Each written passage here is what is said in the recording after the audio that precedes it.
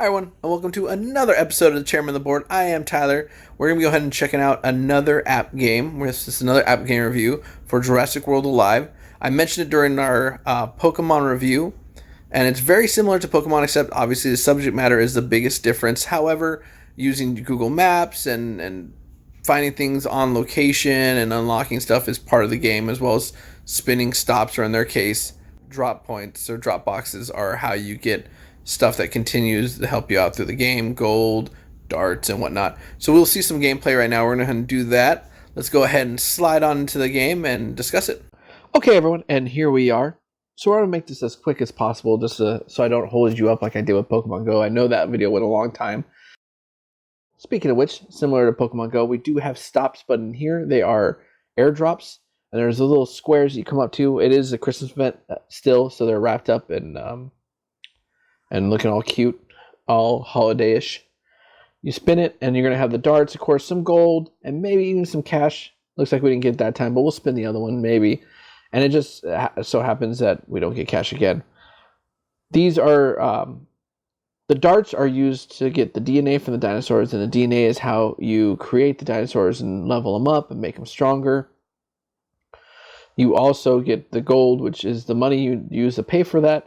And there's also cash in the game, and cash is used to buy special incubators and things like that. You are entitled to one free one every 6 hours or so. And mine is a level 18 because I am level 18, and it kind of goes up with you and gives you a little bit more. So there are ways to get free cash in the game, and you have to play these games. Now, I've actually experienced some problems with this because I've played to the levels that they required for some of the big cash giveaways, and I didn't get it. And so that's something I kind of wanted to avoid with the game. That's one of the drawbacks of it. But you can see you can buy things you need in the game. There's also these attack, speed, and health upgrades that you can put onto your dinosaurs, which if you walk out and you have a speed upgrade and a dinosaur walks out the same level as you, same exact dinosaur, well, the speed upgrade is going to make you essentially faster. And in this game, it's all about speed.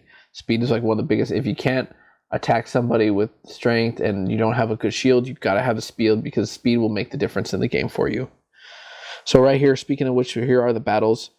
You go into, you press battle and you fight random people. This is great. This is something that's better than what they did with Pokemon Go. With Pokemon Go, to battle people, you have to be friends with them, and then you can remote battle them from long distance at a certain level. I believe it's the great level friends. With this one, you can go into battle, and you automatically get set into a random pool generator where you get to play someone else who's also random battling, and then you earn your points here. And these points help you to grow into the different arenas. I'm only 4. I'm 4th from the top, which is great. And these arenas unlock different specialties that you get with the battle incubators, and you can see them here. Let's go ahead and go back.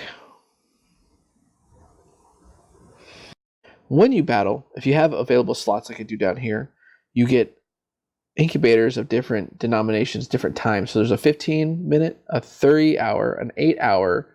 There's also a 12-hour and a 24-hour, although the latter two are less often to happen.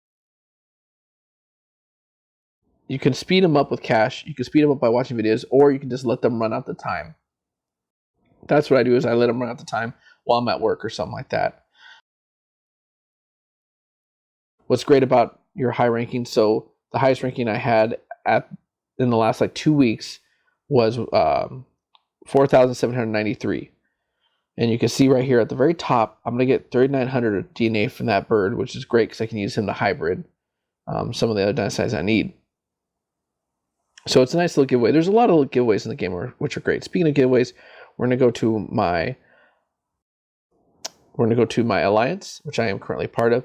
And we are going to see the sanctuary. This is a sanctuary that one of my alliance members has, but because he has it, I can throw dinosaurs on there. This is his dinosaur, but I want to go ahead and collect some of my goodies off of him. So I'm going to feed him, play with him, and interact. And what that's going to do is give me DNA, as you saw. I'm going to go back over here. This is mine. And I'm just adding to my DNA to help me generate more for a hybrid that I'm making off of this guy. So that's the sanctuary we talked about. You can't find them in the game, but it's kind of better if you are part of an alliance to go through that one, because then you guys can help each other. And if you notice that this guy keeps putting on like the Cernotops, which is a green one you just saw, if you notice the guy keeps putting his on there, put yours out there too, you can help each other because now we can double the amount of DNA we get for feeding, interacting, and playing with. Let's go ahead and go to the dinosaurs really quick. This is my team right here with the Indoraptor and the Stegodeos and some more solid players here. Obviously, you see the Indominus Rexes in there and a couple hybrids you didn't see in the movies, but you can make throughout the game. So the one we just fed and played with and interacted with gave us enough of the Cernotops, you see right there on the right, to mix with the Allosaurus right here on the left, and we're going to fuse them and see how much DNA we get. So we'll roll, and I got 30, which is awesome, because that 30 DNA now we can use to make the hybrid off of this guy using the Tarbosaurus. So now this is 1,000 to roll. We're going to go ahead and roll it, see what we get. And we only got 20, which is good. That's a solid roll. The smallest you can do is 10, and the most I've seen in the game so far was 111. Or 110, I'm sorry. Which was on a common, or not a common, a rare hybrid, but still was, it could happen to the higher ones. I got a 50 on my Indoraptor once, which made a huge difference. We're just leveling up our team, getting there. Once we get to a certain level, it would cost to obviously upgrade them. Have ones like this, like my Raptor. I'm not going to level them, but so you can see it. Costs 50,000 to level him up. I'm not going to, because he's at 20, which is the highest he can go to make other hybrids, and I'm not using the battle, so there's no point in pumping him full of DNA to make him stronger. These are all the ones I have or I've worked on. There's a couple on the oven, if you will, on the stove that I'm cooking with and trying to make hybrids, but it's taking some time. However, we go to the bottom. These are the ones I don't have that I'm working towards, and you can see this one I've been working on a lot just because he's a really good fighter. He has 2 great attacks, but he also has he has a invincibility shield where you can do no damage unless you have a shield breaker. That's really great to have because he also has a counter attack that does a lot of damage and breaks, no, it doesn't break shields, but he does have a counter attack. Back to the game. It's set up with Google Maps, similar to Pokemon Go. You can see everything on the map there. There's some dinosaurs off in the distance. One of the drawbacks for this one that we don't have with Pokemon Go. With Pokemon Go, as you're walking, Pokemon show up at a kind of consistent rate. You're going to get one every 20 yards or so at the least. With this game, dinosaurs don't show up as often. Now, when you're walking, they do sometimes pop up, or they don't show up often. They do give you, however, these scent capsules pretty often. Each one of these is 20, except for this one, which is 5. And this one that we're going to activate right now, just so you can see. And a dinosaur shows up. Such a minimus, which is great. And he makes a really good hybrid that I actually have right now. So we're going to use the darts that you are given through the game. Fire them from our drone that we have in the air. And I'm going to try to land a perfect shot. There you go. And since he's a common, I'm going to get 28. That's the most I can get for a direct shot. I'm going to go ahead and keep doing that until the time runs out. Cool. And I got 198. Not great, but not bad. I'll take it. So, for the most part, that's a quick rundown of the game. There are some other things in here that I didn't discuss, like the campaign. Campaign was initiated later, and with the campaign, you can actually see you're kind of like working your way on the map to the very end, and that is actually the very end of the campaign. I've worked my way through the 9 levels, and this is it. To continue, I needed 4 dinosaurs at level 24, and I do not have that right now.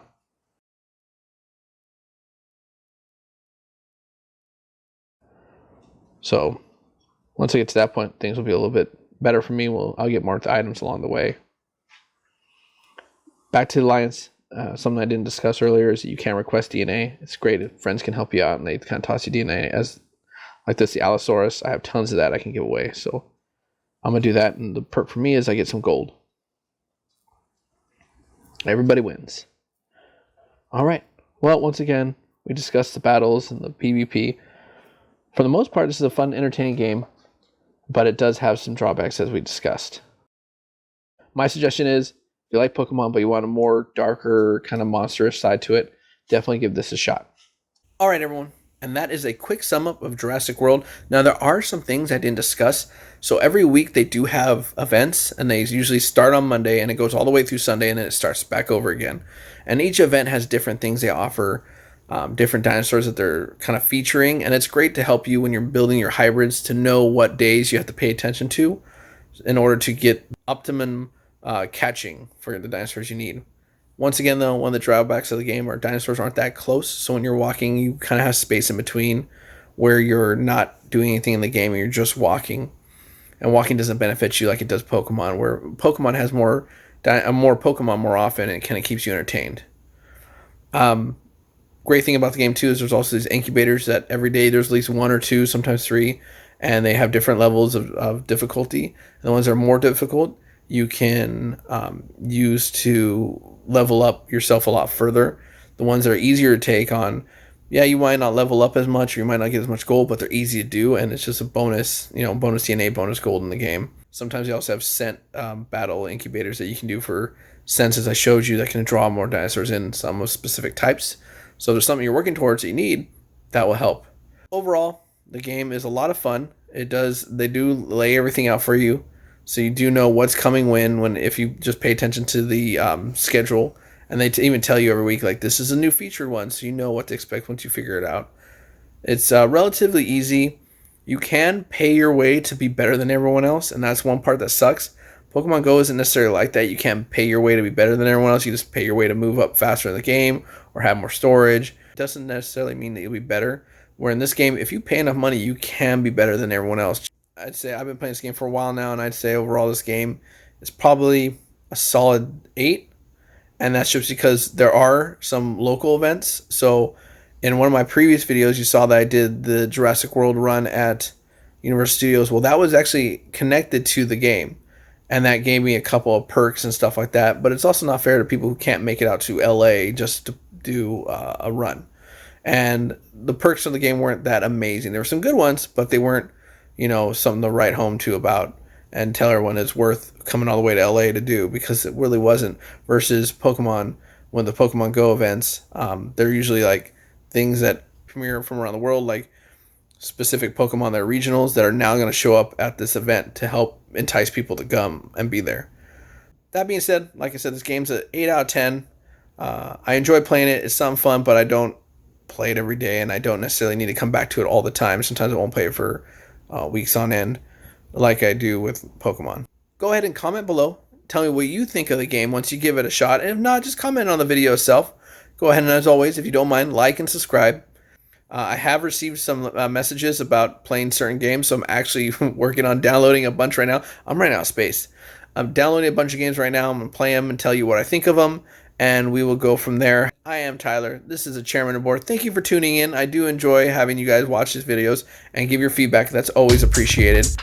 You stay bored out there, everybody. Bye.